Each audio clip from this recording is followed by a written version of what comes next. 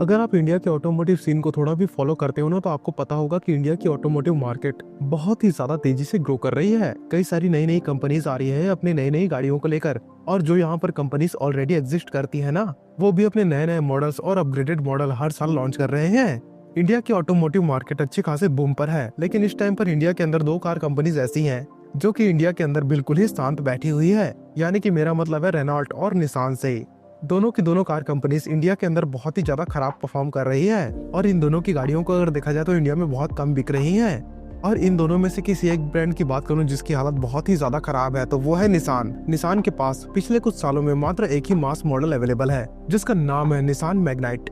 जैसे कि यहाँ पर एक ही गाड़ी में रिलाई करना और उस गाड़ी को कभी अपडेट ना करना, इन्हीं सब चीजों की वजह से लोगों को ये लगने लगा था कि निसान इंडिया को छोड़ के भागना चाहती है। इसीलिए लोगों को सांत्वना देने के लिए निसान ने अपनी एक्सट्रेल इंडिया में लॉन्च कर दी।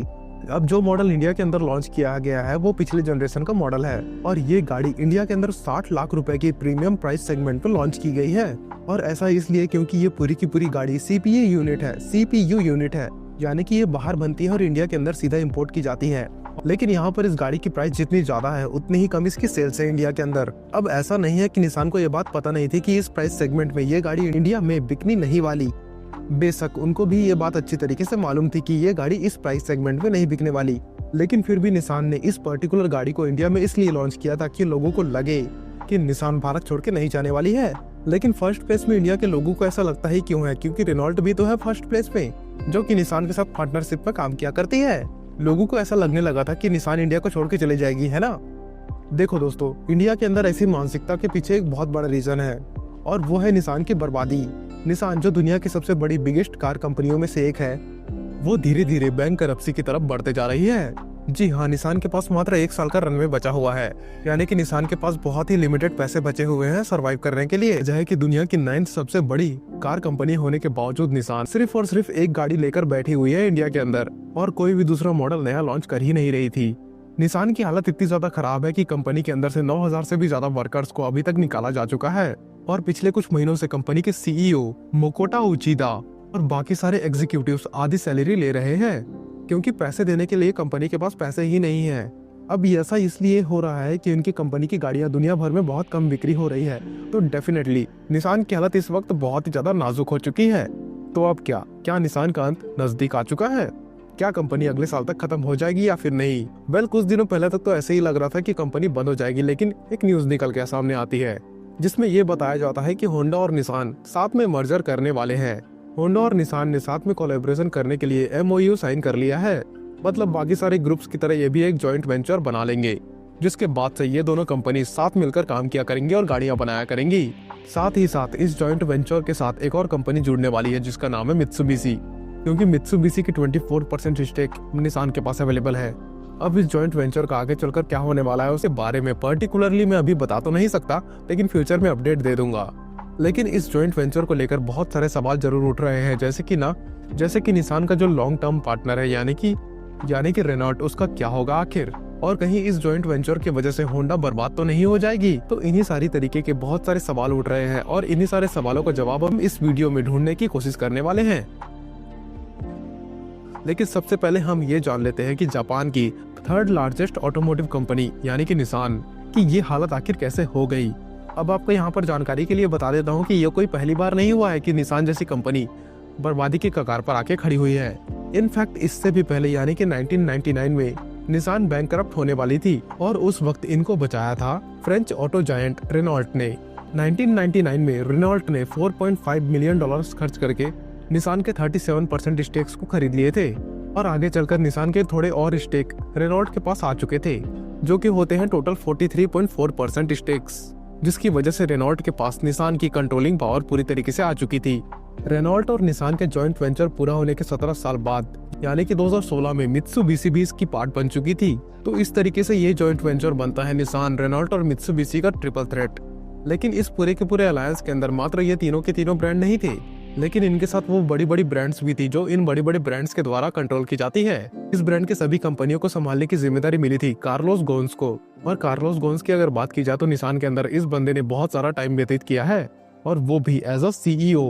और अपने कार्यकाल के दौरान इस पर्टिकुलर कंपनी को इन्होंने प्रॉफिट की तरफ ले जाया और लॉस में भी ला दिया। दरअसल कार्लोस गॉन्स को कॉस्ट किलर के नाम से जाना जाता है, क्योंकि वे निसान के अंदर बहुत ज्यादा कॉस्ट कटिंग किया करते थे ताकि इस ब्रांड को प्रॉफिटेबिलिटी की तरफ ले जाया जा सके।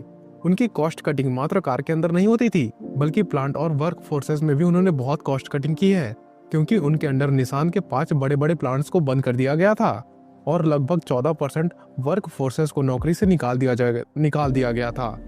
असल में ये सब करने के बाद निसान प्रॉफिटेबल हुई थी, लेकिन जिस कार्लोस की वजह से चीजें ठीक होने लगी थी, उसी की वजह से सेम टू सेम बिगड़ी भी। दरअसल 19 नवंबर 2018 को टोक्यो के कोर्ट ने निसान के सीईओ कार्लोस को गिरफ्तार करने का फैसला जारी कर दिया, और ऐसा इसलिए क्योंकि उनके ऊपर ये आरोप लगाया गया था कि वो फॉल्स अकाउंटिंग और फ्रॉड किया करते हैं, और इसी वजह से निसान के टॉप एग्जीक्यूटिव यानी कि साइकावा ने कार्लोस को कंपनी से बेदखल कर दिया था।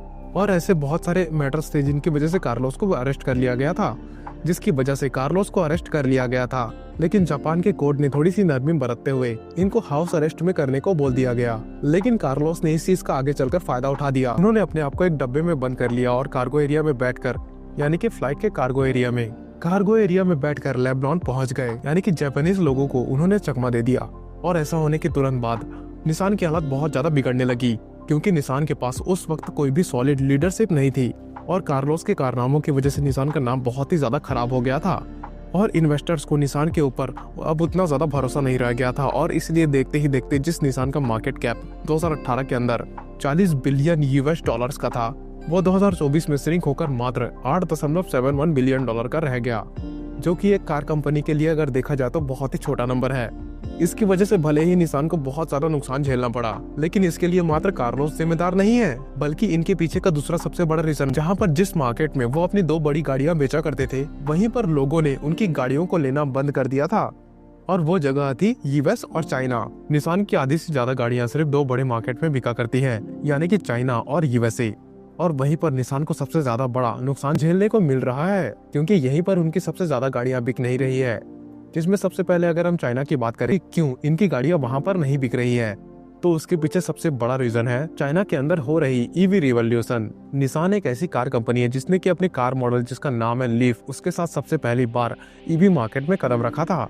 इसकी वजह से ईवी कार्स की जो एक्सपर्टीज है इनके पास सबसे पहले आ गई थी, यानी कि निसान के पास। हालांकि इन्होंने इलेक्ट्रिक कार के स्पेस में कदम तो पहले रख दिया था, लेकिन लीफ के आने के बाद इन्होंने कोई भी इनोवेशन नहीं किया। निसान के लीफ के साथ सबसे बड़ी दिक्कत ये थी कि बहुत ज्यादा दूरी तय नहीं कर पाती थी, और इसके अंदर वो सारे के सारे फीचर्स नहीं थे जो कि आजकल के नए नए मॉडल यानी कि न्यू ईवीज में आ रहे हैं। जैसे कि फॉर एग्जांपल यहाँ पर टेस्ला की कार्स है, जिनके अंदर बहुत सारे अलग अलग फीचर्स देखने को आपको मिल जाते हैं। साथ ही साथ निसान ने इलेक्ट्रिक कार के 1-2 और नए नए मॉडल्स निकालने के बाद इलेक्ट्रिक कार्स की प्रोडक्शन को ही बंद कर दिया हमेशा के लिए। और बस यही वो वक्त था जहाँ पर चाइना के अंदर इनकी मार्केट पूरी तरीके से तहस महस होनी चालू हो गई थी, क्योंकि चाइना के अंदर BYD great wall motor company limited, state grid corporation of China SGCC, TGOOD, star charge, बेसन जैसे बहुत सारे नए नए और इनोवेटिव ईवी कार कंपनीज आ चुके थे, जो कि निसान को तहस महस करने में अपना हाथ आजमा रहे थे। और इन सभी कंपनियों से लड़ना निसान के बस में बिल्कुल नहीं था। तो चाइना के अंदर यहाँ पर तो ये ईवीज के कारण फेल हो गए। दूसरा, यहाँ पर हम अगर यूएसए की बात करें तो वहाँ पर भी एग्जैक्टली सेम ईवी वाला तो रीजन है ही, लेकिन दूसरा सबसे बड़ा रीजन ये है कि इन्होंने वहाँ पर अपने कार्स के अंदर रेगुलर अपडेट्स ना लाना। जैसे कि फॉर एग्जांपल इनकी बाकी गाड़ियों को छोड़ दो, अगर अगर GTR की बात करें तो वो गाड़ी आज तक 2012 के फीचर्स में अटकी हुई है, यानी कि उसके अंदर कोई भी बड़ा अपग्रेड नहीं आया है। इसके अलावा इन्होंने अपनी आइस कार के टेक्नोलॉजी में ज्यादा इनोवेशन नहीं लाए हैं, या फिर मैं यूँ बोलना चाहूंगा कि इन्होंने जल्द ही इनोवेशन नहीं किया, जो कि इनका सबसे बड़ा सेटबैक रहा। और इन्होंने हाइब्रिड टेक्नोलॉजी लाने में बहुत ज्यादा टाइम लगा दिया, जिसकी वजह से ये टोयोटा और होंडा जैसी बड़ी बढ़त हासिल नहीं कर पाई। साथ ही साथ यहाँ पर थैंक यू बोलना चाहिए हमें कार्लोस को, क्योंकि निसान की जो रिलायबिलिटी है ना, एक जापानीज कार होने के बावजूद भी वो भी आजकल बहुत ही ज्यादा क्वेश्चनेबल हो चुकी है। और ये भी एक बहुत बड़ा रीजन रहा है जिसकी वजह से यूएसए मार्केट में इसकी कार नहीं चल रही है। तो मेजर मार्केट प्लेसेस से इसकी गिरती हुई डिमांड और बाकी जो रीजंस है यानी कि ईवीज और हाइब्रिड मॉडल्स और फिर ज्यादा इनोवेशन नहीं ला पाना, ये कुछ रीजंस ऐसे हैं जिसकी वजह से निसान अब बहुत ज्यादा तगड़े डाउनफॉल पर है। और एक्चुअली यही बर्बादी देखते हुए रेनॉल्ट ने निसान का साथ छोड़ दिया है। आज से करीबन 4 या 5 साल पहले रेनॉल्ट के पास निसान के 43% स्टेक हुआ करते थे, यानी कि कंट्रोलिंग स्टेक्स, जो कि अभी देखा जाए तो 15% के आसपास घट के आ चुके हैं। यानी कि रेनॉल्ट और निसान की पार्टनरशिप वैसी नहीं रही है जैसे कि पहले हुआ करती थी, लेकिन अभी भी अगर देखा जाए तो पेपर वर्क के द्वारा ये अभी भी पार्टनरशिप में मौजूद है। लेकिन निसान और होंडा के बीच होने वाले अलायंसेस की वजह से ये सवाल उठ रहे हैं कि रेनॉल्ट और निसान की जो पार्टनरशिप है उसका क्या होने वाला है फ्यूचर में। क्या ये टूट जाएगी या फिर ऐसी चलती रहेगी, या फिर इसका कौन सा नया सॉल्यूशन निकाला जाएगा। वेल, इस तरीके के सवालों के ऊपर निसान सीईओ का ये कहना है कि रेनॉल्ट के साथ उनकी साझेदारी बनी रहेगी और वो भी उनके साथ काम करते रहेंगे। अब ये तो हुई बोलने की बात, लेकिन देखना यह है कि निसान और रेनॉल्ट एक साथ कैसे काम किया करेंगे। ये थोड़ा मुश्किल भी हो सकता है, लेकिन खैर ये उनकी बात है, हमें इस पे ज्यादा दिमाग लगाने की कोई जरूरत नहीं है। अब यहाँ पर अगर होंडा की बात हो ही रही है तो चलो ये भी जान लेते हैं कि होंडा कंपनी इस डूबती हुई कंपनी को कैसे बचाएगी, यानी कि उनका क्या यहाँ पर फायदा है। वेल, इसका जो सबसे बड़ा रीजन यहाँ पर बताया जा रहा है वो है चाइना की electric segment cars. Chinese EVs लगातार जापानीज मार्केट को खाते जा रही है।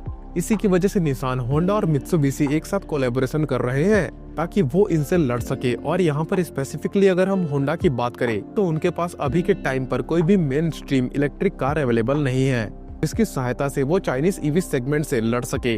लेकिन उनके पास एक गाड़ी मौजूद है, लेकिन वो किसी भी चाइनीज कंपनी के सामने स्टैंड नहीं कर सकती। तो इसीलिए होंडा निसान के साथ कोलैबोरेट कर रही है, क्योंकि इवनली अगर देखा जाए तो निसान के पास भी बहुत कम गाड़ियां अवेलेबल है।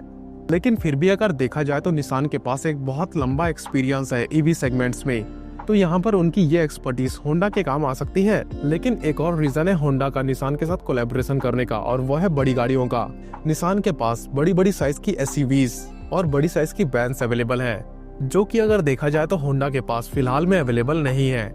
और होंडा को निसान के साथ मिलकर बड़ी बड़ी गाड़ियों के सेगमेंट पे एंटर करने का बहुत बड़ा मौका मिलेगा। तो ये भी होंडा के लिए एक बहुत ही बड़ा फायदा हो सकता है। ये सारे के सारे कुछ फायदे हैं जो कि होंडा को निसान के साथ कोलैबोरेशन करके मिल सकते हैं, और लोगों को यहाँ पर उम्मीद भी है कि ऐसा हो भी सकता है। और जब से ये दोनों के दोनों ब्रांड्स के मर्जर के अनाउंसमेंट हुए हैं, तब से निसान के जो शेयर्स है वो 30% तक ग्रो कर चुके हैं। और यहाँ पर तो ये भी माना जाता है कि होंडा, निसान और मित्सुबिशी का ये कोलैबोरेशन टोयोटा और VW के बाद दूसरा यानी कि तीसरा सबसे बड़ा कोलैबोरेशन हो सकता है इन प्रोडक्शन के मामले में। तो लोगों को ये भी उम्मीद है कि इस जॉइंट वेंचर के बहुत कुछ बड़ा हो सकता है आगे चलकर। लेकिन बहुत सारे एक्सपर्ट्स का ऐसा मानना नहीं है, खास करके कार्लोस गॉन्स का ऐसा मानना बिल्कुल नहीं है। उनकी यहाँ पर कुछ और ही राय है इस पर्टिकुलर टॉपिक पर। उनका कहना ये है कि निसान और होंडा का ये कोलैबोरेशन बहुत ही बड़ा बेकार फैसला है, क्योंकि दोनों की दोनों कंपनीज एक दूसरे को कॉम्प्लीमेंट नहीं किया करती है। और इन दोनों के पीछे उनका ये कहना है कि दोनों की दोनों कंपनीज का जो इंजीनियरिंग स्ट्रेंथ है ना, वो दोनों के लिए बिल्कुल सेम है। दोनों के ही पास कोई खास ईवी पोर्टफोलियो नहीं है, और ना ही दोनों की दोनों कंपनीज अब हाइब्रिड बनाया करती है। साथ ही साथ दोनों ही ब्रांड्स चाइना और यूरोप के अंदर अच्छी प्रेजेंस नहीं रखा करते हैं, और अमेरिका के अंदर अगर देखा जाए तो ये दोनों की दोनों कंपनीज क्लैश कर रही है। तो इसीलिए उनका ये कहना है कि इस तरीके के पार्टनरशिप के साथ आखिर वो अचीव करना क्या चाहते हैं और क्यों, जो कि अगर देखा जाए तो काफी हद तक लॉजिकल भी लगता है। और ऑटोमोटिव इंडस्ट्री की अगर हिस्ट्री को देखा जाए तो ऐसे मर्जर्स बहुत बार अनसक्सेसफुल साबित हो चुके हैं। कंपनीज अक्सर साथ में काम करने आती तो है, लेकिन लंबे समय तक वो इस मर्जर को टिका नहीं पाते। फॉर एग्जाम्पल यहाँ पर हम इंडिया की ही बात कर लेते हैं, जैसे कि for example hero Honda, Mahindra Ford और महिंद्रा रेनॉल्ट जैसे कई सारे ऑटोमोटिव के एग्जाम्पल हैं, जिन्हें कि अगर देखा जाए तो एक समय के बाद वो सारे के सारे टूट चुके हैं। लेकिन निसान और होंडा के पास यहाँ पर एक एडवांटेज तो अवेलेबल है, और वो ये है कि वो दोनों के दोनों ब्रांड्स जापानीज हैं। और ये हमेशा देखा गया है कि एक जापानीज ब्रांड दूसरे जापानीज ब्रांड के साथ एक साथ मिलकर काम कर लेता है। फॉर एग्जाम्पल यहाँ पर हम कुछ ब्रांड की बात कर लेते हैं, जैसे कि टोयोटा, सुजुकी हो गई, या फिर मित्सुबिशी और निसान, जो कि बहुत लंबे समय से साथ में काम करते हुए आ रहे हैं। तो हमने ये देखा है कि इनके जो कोलैबोरेशंस हैं उनको इन्होंने कॉल ऑफ कभी भी नहीं किया है और सक्सेसफुली उसको रन कर रहे हैं। वैसे आज के लिए इस वीडियो में बस इतना ही।